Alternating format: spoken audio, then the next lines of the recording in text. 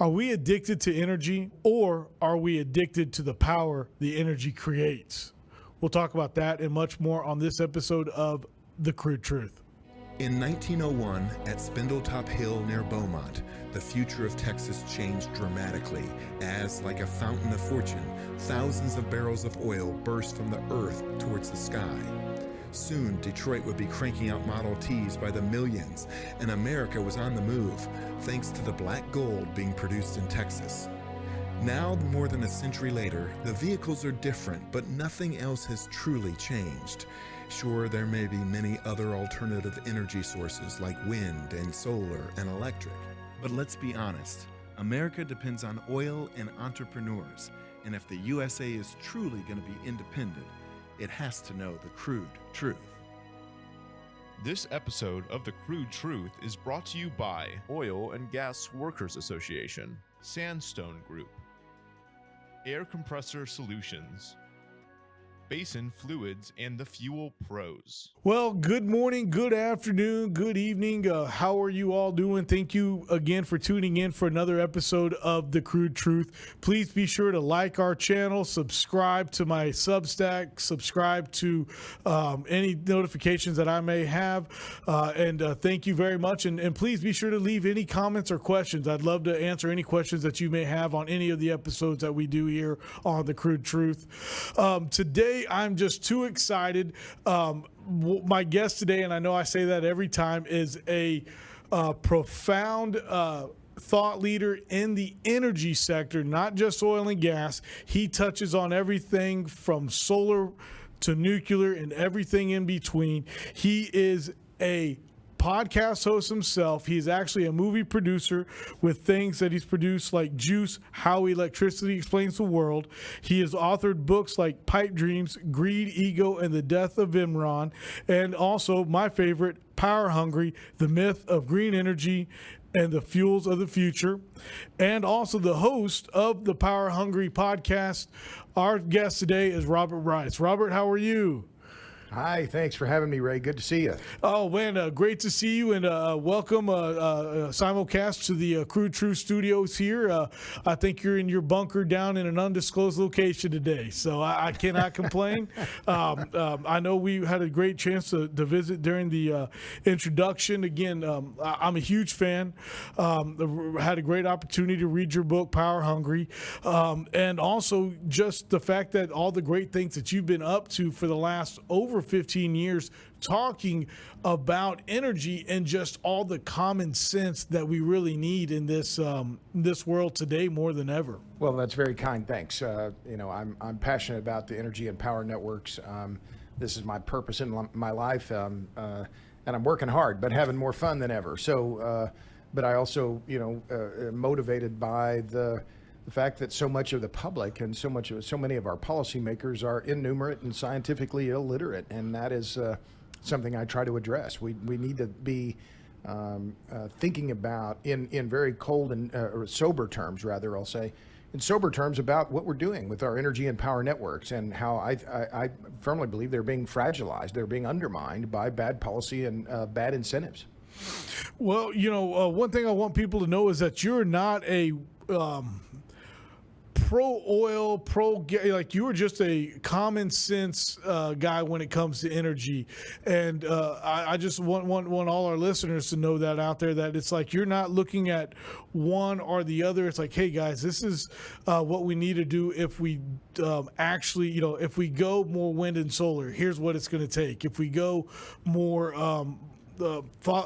mining, you're going to break it down on how much more land we're going to use, so your views and the way you look at things are from a very non-biased way, is what I definitely want our listeners to know about you. Well, that's kind. Look, I try and approach these issues from the math and the physics, and they don't lie. The numbers are the numbers. They're not my numbers. They are the numbers. And what I try to do, one of the best pieces of advice I've heard in my career, Ray, was a guy named Edward Tufte. He said, when you give people a number, give them something to compare it to. Mm-hmm. And I thought that was an interesting, it's critical to have people, if you're going to explain things. I think about my late mother when I'm writing. Will she understand this the first time? And so I rely on physics, I rely on basic math, and also try to bring that then as I'm writing and explaining things and making graphics. How can I explain this in the way that is the simplest, but also the most effective? So, and to your, you made a point. I'm a reporter. I don't work for industry. I never have worked in industry. I've been a journalist my whole career, and I bring my skill, the skills that I've gained, I think, over the last 30 years of doing this, as a reporter, to shine light on these issues, because our energy and power networks are the most important networks in our society. I'm glad you brought up the energy networks, because I want to kind of softly just dive into your great book, and I'll show it here, Power Hungry, The Myth of Green Energy and the Real Fuels of the Future. If anybody has never read this book, it is a great read, and I promise it will not take you as long as you think it will to read this book. Why? Because you're just enjoying it. I know I reread it after I got a chance to invite Robert to come on the show, and I had a good glass of whiskey and a cigar, and I knocked it out in about 2 weeks. Just smoking one cigar about every other day, and so it's a great read. So I recommend it to anybody. But here you are talking about the infrastructure, and in your book you talk about how just here in the United States we have built, and I think we've got new numbers, but in the book you write, and granted the book was written in 2008, a $14 trillion economy. We now have above a $20 trillion economy that is based off of cheap, reliable fuel, which provides us the power and the energy, which then provides us the power we need to be the powerhouse that we are here in the United States. And so I just think that's something that's awesome. Well, thank you. And that book now is 13 years old. It came out in 2010. And I'm proud of it. I don't think it has aged much at all. I think, I'd stand behind everything that's in that book.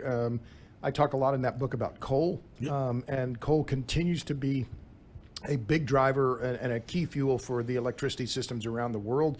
In fact, coal demand, the IEA numbers just came out a few weeks ago.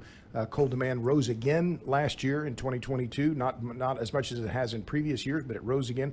So did oil demand. In fact, oil demand grew last year faster than coal demand. So what you said earlier, though, I think is key, and that is that we live in a hydrocarbon economy, and that was true 13 years ago. It's true today, and it's going to be true in a decade. It's going to be true in 2 decades. One of the things that I'm really focused on lately is this idea of the energy transition. We hear about this over and over, particularly under the Biden administration. I'm not a partisan. I'm not a Republican. I'm not a Democrat. I'm disgusted. But this administration, more than any other, has pushed this narrative that we're going to simply switch away from hydrocarbons and we're going to do it quickly and it's going to be easy. No, it's not. It's not going to be quick. It's not going to be easy. It's going to take decades, if it happens at all. No, you're absolutely right. This administration is definitely the most anti-oil that I've ever seen, and coal. And due to their policies, like you mentioned, coal went up this past year, and so did oil, due to the fact that we had these natural disasters in America where we couldn't get the solar to come in, we couldn't get the wind to come in. I know there in Austin, last month and a half ago, they had a big major power outage, and that was actually due to some of in Austin, Texas, that is, due to policies that they have, caused them to be the only ones in the state of Texas almost to not have any power for a day or two. Well, that's a kind of a different issue in terms of, vegetation management, and that they weren't trimming trees enough. And so we had an ice storm here that, it was freezing rain for 48 hours or so. So we lost tons of trees in my neighborhood. But I think the key issues here, Ray, are that we have to be very sober about our energy and power networks. And policymakers, and I'm not here to bash the Biden administration, but I will agree they have promoted a lot of agendas, a lot of issues that have not been favorable. I think that's an understatement to the domestic oil and gas sector. But I also think it's true that the U.S. oil and gas sector has not been spending as much, simply because they have been constrained by shareholders. That during the shale revolution, $300 billion in shareholder capital was destroyed. Now, that was to the benefit of the U.S. economy. We got a lot cheap. Oil and gas were far cheaper for consumers. But I want to make it clear that it's not just the Biden administration that's constraining the oil and gas sector today. There are constraints on capital. And so I've interviewed Scott Sheffield. I've talked to a lot of people in the oil and gas sector. What has happened is that the oil and gas sector has been forced to be more, to return more capital to investors. And that's what investors want. And so this is a new paradigm, and it's one that I don't think is going to change. Drillers are upstream. The upstream is going to be more cautious. They're going to return more capital to investors because that's what investors are demanding, and rightly so. No, I mean, that is something that is more than important to get your money back or get that monthly mailbox check. For us at Pecos Country Operating, we're a small operator, so we the production that we do, it fuels us to do more, And if we do have every now and then, we'll bring on some small investors. And you know what? I know that getting them back their money or really getting them a check every month is our pride and joy, because hey man, this is what you invested in. Here you go. This is your dividend, so to speak. And I remember one guy was surprised, oh wow, I get a check. And I'm like, yeah. He goes, I thought this was going to be nothing but a tax write-off. And I said, no sir. I said, that's not the way we do business. You invest in us, you're believing in what we're doing. And so that is a paradigm that you mentioned that I think investors are a little hesitant with right now. It's is this really going to happen? Are we actually seeing these investments pay off now, and we're getting these checks? I mean, you look at what the Oxys of the world and the Exxons of the world are doing. They're paying these large dividends now. And then I think even Oxy's even trying to now buy back more stock from stockholders or something there. I'm not a financial guy, so I don't want to dive into that. But, and then you talk about the paradigm of how, there's so many different ways the word, I guess I want to say there's so many different ways to use the word power. Here a minute ago, we were talking about the power supply in Austin was bad. And then also we talk about how, energy provides power for all these great things. But the other thing that your book talks about with the word power is being, again, a national powerhouse. And that how your book talks about how electricity helps the energy commodity, and what it does, it separates developed countries from the undeveloped countries from countries like the United States. So the word power really means a lot of different things when it comes to the energy sector. Well, yes, and that's one of the things that I'll underscore. Well, one quick point I just looked up. So Pioneer Natural Resources, of course, is the biggest oil producer in Texas. Yeah. Just to give you an idea, I'm just looking at the dividend yield is almost 13%. The price to earnings ratio is less than 7.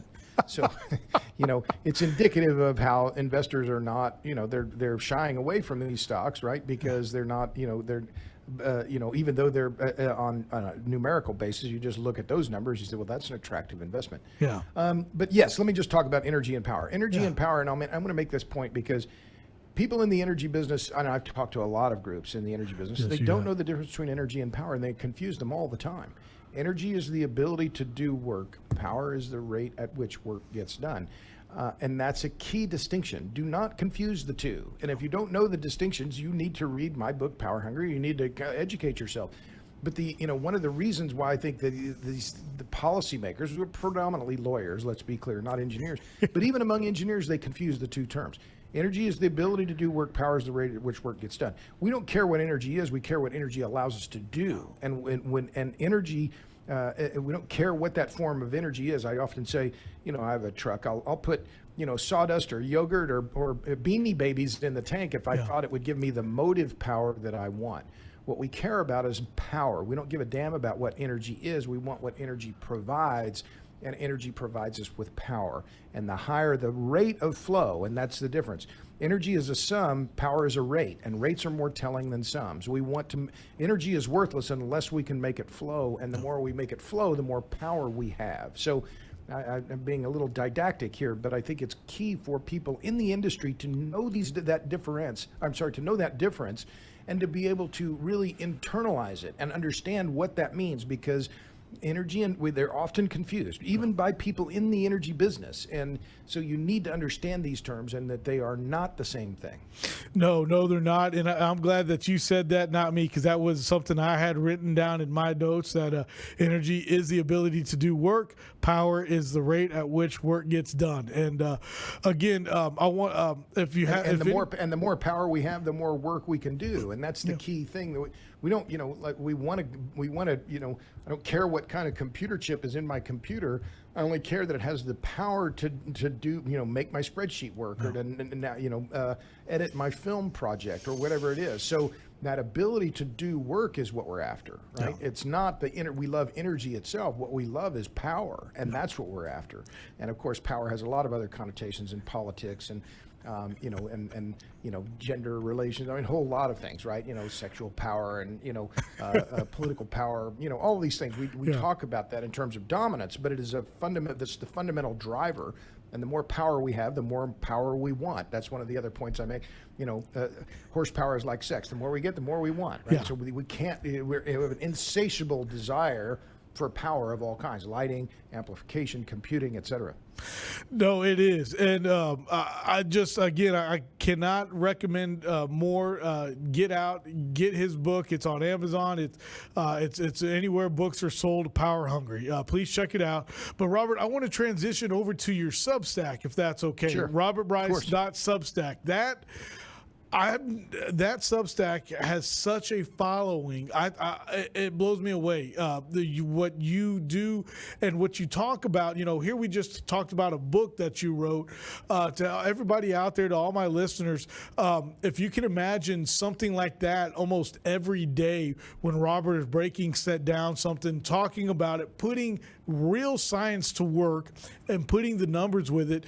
One that really kind of caught my eye the other day was actually one that was entitled "The Dark Money Behind the Gas Bans," and this was kind of talking about gas stoves. And I can't believe here we are getting ready for summertime, and we're still talking about banning gas stoves. Can you?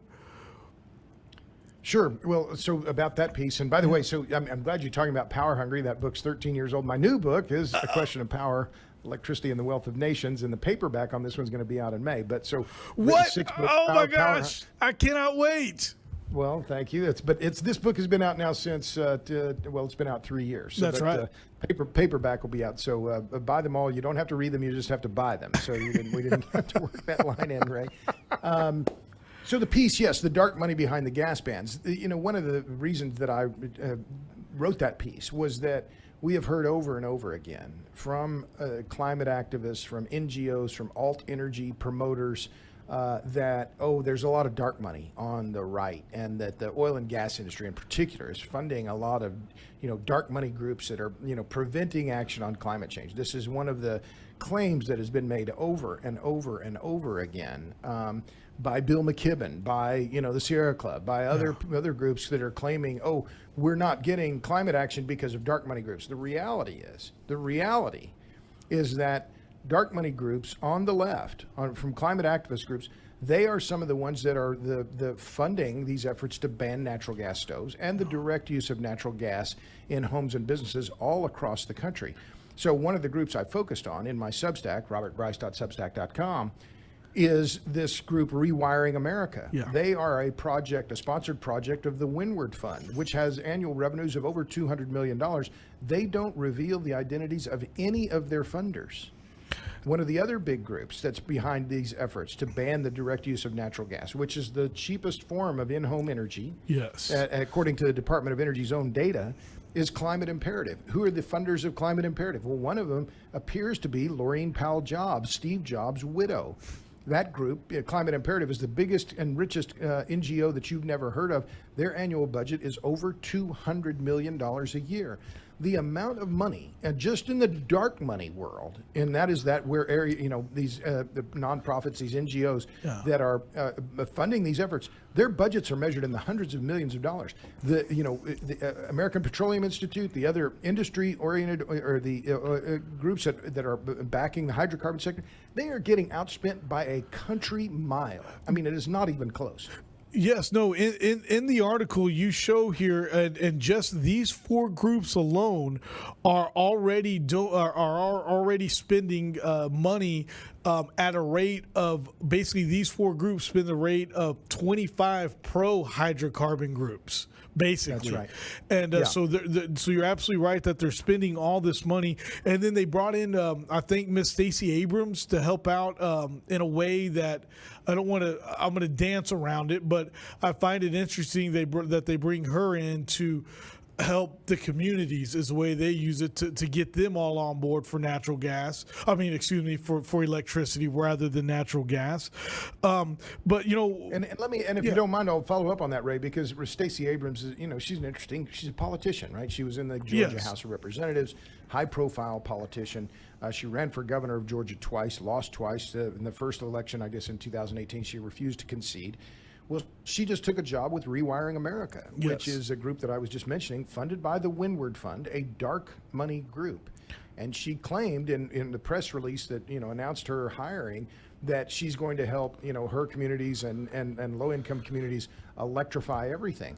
Well, electricity is far more expensive in terms of, in a per BTU basis, than natural gas is. Yes. So, she is joining this group. I don't know what they're paying her. Good for her. She's got a job. Yeah. But does she really understand what's going on here? And I don't know if she does. Perhaps she does. If she does, credit to her. But what this electrify everything push is, in fact, a regressive tax on the poor and the middle class. There's no other way to put it. And yet it's being couched in these terms of, this is essential for climate change. We have to ban these natural gas stoves. Residential use in the United States, Ray, has not changed. It's been 5 trillion cubic feet a year since I was in grade school. Hasn't changed at all in more than 50 years. That's and right. yet this is the big demon now that we have to get rid of. Well, why is it such a big demon? And because you know what, when you go back and look at this Rewiring America, it's funded not only by these groups, but these groups all have people that have heavy dollars invested in wind and solar.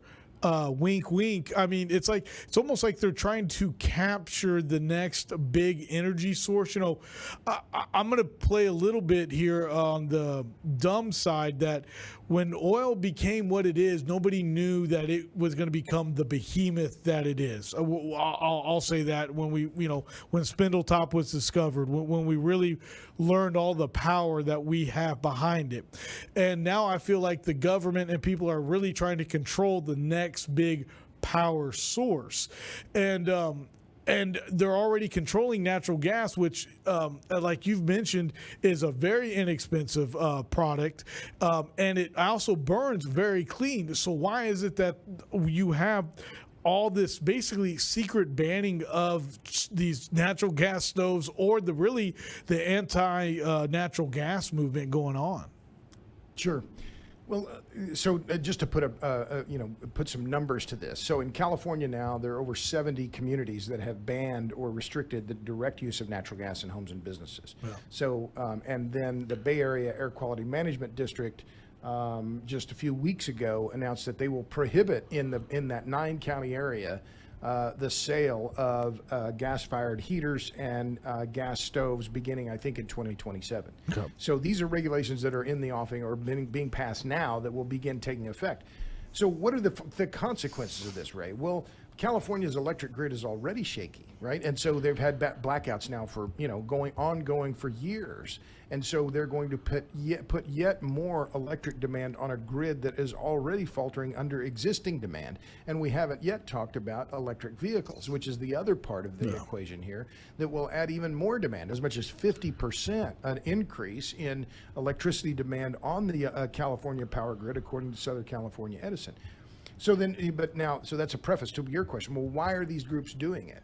Well, I look at it just in pure political terms. If you look at it from a hard political outlook and you think, okay, well, what is going to be the easiest battle for these anti-hydrocarbon groups, for these climate activist groups? Well, it's I think the political fight is easier banning natural gas stoves by going to cities like Berkeley, California, the first to ban natural gas, or Cambridge, Massachusetts, or other small liberal towns in liberal states where you can pass these local ordinances and then say, see, all these groups are doing it and we're going to get more momentum. And in fact, that's what they've done. So give them credit for their political strategy. It's working. But I think it's also pernicious because I think it is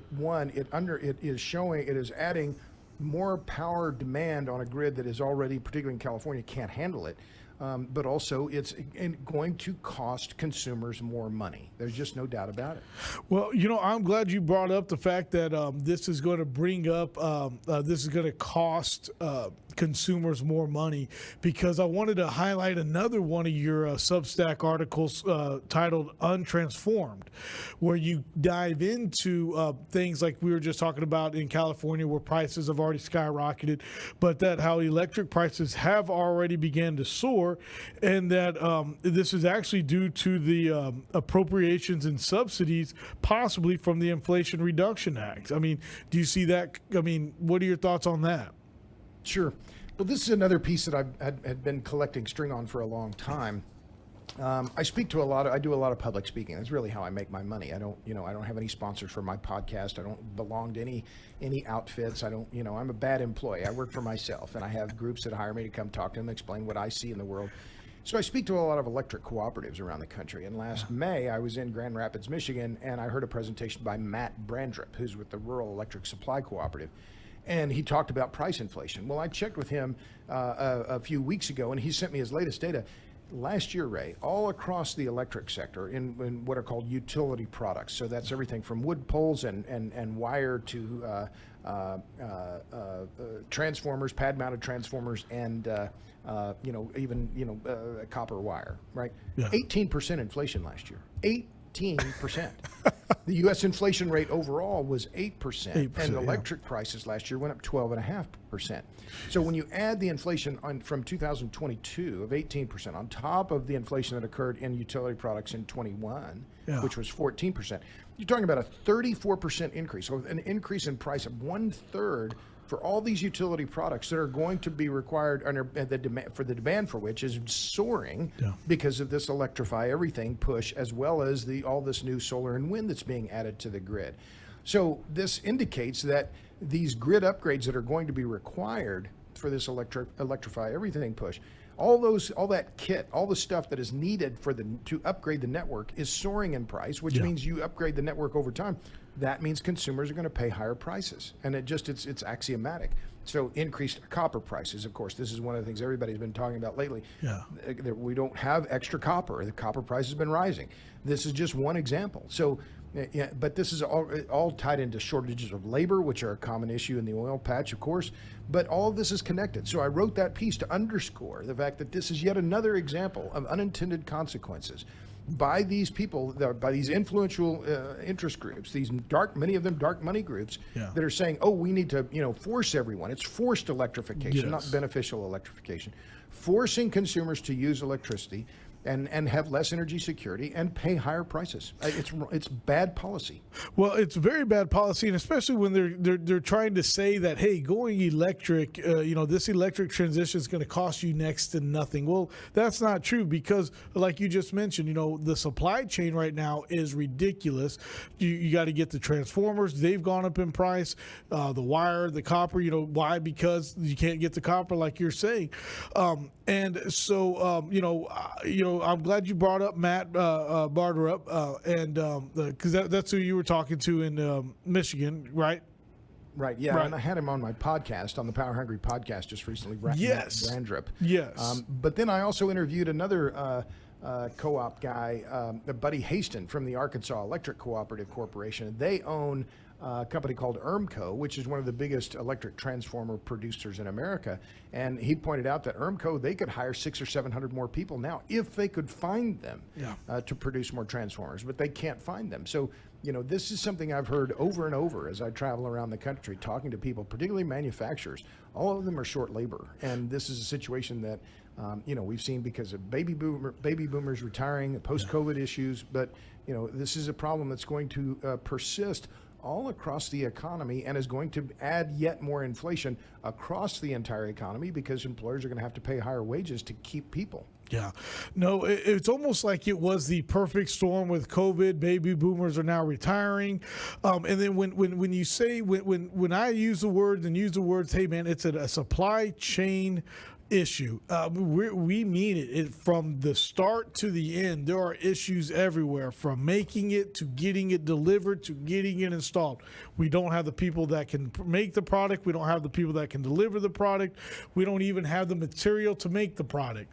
And the other crazy part is that the demand is still outpacing the supply, due to these subsidies and other deals. Like, we still are trying to get this grid to a place, and we got to remember it took us over 100 years to build the infrastructure that we have today. We can't just change it in a year or two, can we? Excuse me. No, it's impossible, and that's a key point. Remember, Edison began centralized electricity and centralized power plants 140 years ago in Lower Manhattan. So we built the grid over decades. We're not just going to simply change everything and do it in a couple of years or even a couple of decades. One of the points that I made in that piece, Untransformed, on my Substack, robertbryce.substack.com, you can subscribe. It's free. Even something as common as wood poles, they're up in 2021, that went up 25%. In 2022, they went up 46%.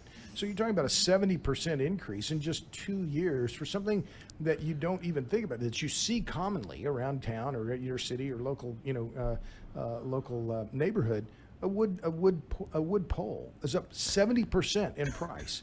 And one of the other things that I didn't talk about in that piece on Transformed, Ray, was that we're looking at this is now an international market, and I focus in that piece on domestic transformers, pad mounted and pole mounted transformers, both of which are up dramatically over the past 2 years. Yeah. But the large, what are called power transformers that you see in substations, effectively all of those are made overseas. We are not producing those here in the United States. So we are not, I think, not thinking about this supply chain in terms of very basic energy security. We're relying on foreign providers, foreign manufacturers for supplies of critical infrastructure at our substations. Well, why isn't this being discussed? Instead, here's the government, particularly the Biden administration, cheering on this electrify everything push with no understanding of what it means in the physical network. And that's the key, is that it's easy to talk about policy, and that's one of the things these NGOs have an advantage. They're only pushing policy. They don't have to deliver molecules and electrons. The energy and power companies do. Yeah. And so it's not a symmetric fight. In fact, it's very much an asymmetric war, and I think it is a war. And I'll be clear with you, I think the oil and gas sector, the coal sector, the electric utilities, they're getting their butts kicked. It's not even close. They're just getting killed by these influential groups that have more money. They have the sympathy of the media, and they have a lot of momentum on their side. Give them credit. They're doing a good job. They're definitely using the tools that they have. And for all of my listeners and everybody watching this episode of the Crude Truth, I recommend definitely going and subscribing to Robert's Substack and looking at this and looking at this article Untransformed, because he really lays out the cost increase for specific utility products in the electric, building a grid. And you figure it's an average of probably 30% on every product if you average them all out. And in the oil and gas industry, I was actually talking to my producer Andrew Wyme before. He goes, "Well, what's going on?" I said, "Man, I'm trying to drill some wells, and it's like costs have gone up so much right now that since we're not at, unfortunately, steady at $75, $85 oil, we are finally getting back to there. But it's like, it's harder for us to drill right now because all these costs have gone up. But as oil went down, none of those costs went down. Right. So we're in that, same predicament on our side of things. But really, I got this from you, that basically the gist of these pieces, that I wanted to share is that the electrifying everything is really a path to fail. And, we as the consumers are going to be the ones to pay the price if we really take this path of doing our best to electrify everything. Right, Robert? Well, the rules of plumbing also apply to electric grids, which is poop flows downhill, right? The consumer is the one that is going to pay. That is we case. And we saw that after Winter Storm Uri, that when the gas utilities, the electric utilities weren't fully prepared, and the grid didn't function well, and in fact, in some places, just outright failed. Now we've had, utilities are securitizing a lot of their debt. Those are debts that are going to have to be paid by consumers. So all across the board, consumers are the ones that are going to have to pay for the cost of any of these efforts at the energy transition, et cetera. But we have to be clear-eyed about this, and that's what what is my goal here? Yeah. What is my purpose in my work? It's to shine light on what is really happening in the physical world, and what are the numbers, and what is happening in reality, not in the spin. And so I consider myself very fortunate, Ray. I'm a very lucky guy. I live in Austin, Texas. I'm married to a wonderful woman. She, got 3 great kids, and I'm able to work on issues that I think are important, and I get paid for it, and I get to talk to people like you. So, but I think that it's imperative that people who are in the industry know what know your numbers. You have to know your data. You have to know the scale of the business. You have to be able to talk about it in a clear and a concise way. And you have to be able to help people that who may not be as informed as you are understand why it matters. And that's my hope, and I know that's part of why you do what you do. But I think it's certainly my motivation in my career, and I'm an old man now. I'm going to be 63 this year, but that's my plan to keep going. I don't have anything else to do, nothing else that I want to do. Well, I say to continue continue the good fight, and I know all our listeners and all your followers and people that listen to you would definitely say the same thing, for you to continue this great fight that you're doing, because right now, good, bad, or indifferent, it's an uphill battle due to all the things you talked about. That right now, the media and the money are backing another way, and so I can't thank you enough for what you're doing. I'm excited for the paperback version of your book to be coming out here this May. Also, we're running out on time here for people out there that want to get you in to one of their great symposiums and get you to come speak, or again, for people to find your Substack. How can people contact you, Robert? Oh, I'm easy to find, Ray. I'm on TikTok. I'm on YouTube. I'm on Instagram. I'm on LinkedIn. I'm on the Google. You can find me pretty easily, but robertbryce.com is my website. And then I'm on Twitter at PowerHungry, PWR Hungry. TikTok, this is the same. So I'm the king of all media. I'm not hard to find, but I love this. I love these issues. I'm preparing for a presentation in Louisville in a couple of weeks to the Battery Council International, talking about what's happening in batteries, talking about the energy transition, and speak to nuclear groups, cooperatives, electricity, oil and gas, all kinds of associations. So again, I consider myself very lucky, but I think that my book, by the way, the latest one you mentioned, Power Hungry, the latest book is A Question of Power. You don't have to read it, you just have to buy it. And subscribe to my Substack, yes, robertbryce.substack.com. But been great fun, Ray. No, I can't thank you enough. And again, please check out, for anybody out there that hasn't checked out Power Hungry podcast, Robert has some of the best guests on there, just like I do. Robert, I cannot thank you enough, sir, for coming on to the Crude Truth. And I want to leave everybody again with the Crude Truth statement of this episode. Energy is the ability to do work. Power is the rate at which work gets done. And that's the Crude Truth. Be sure to like and subscribe, and we'll see you next time on the Crude Truth. This episode of the Crude Truth is brought to you by Oil and Gas Workers Association, Sandstone Group, Air Compressor Solutions, Basin Fluids, and the Fuel Pros.